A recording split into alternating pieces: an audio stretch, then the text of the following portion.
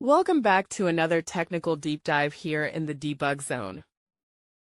Today we're tackling a big question and breaking it down with insights from other users. Hopefully this clears up some misconceptions and helps you get the answer you need.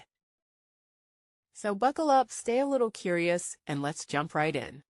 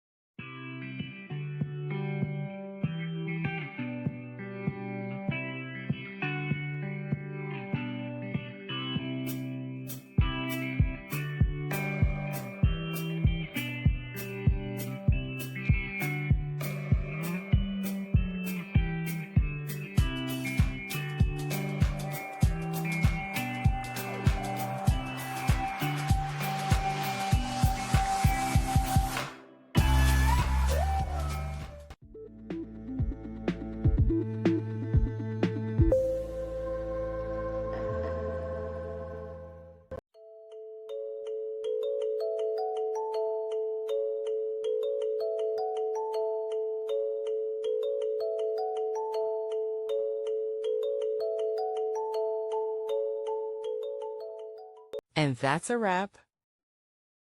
I hope you found the answer you were looking for. If you did, take a second to hit that subscribe button. It really helps out.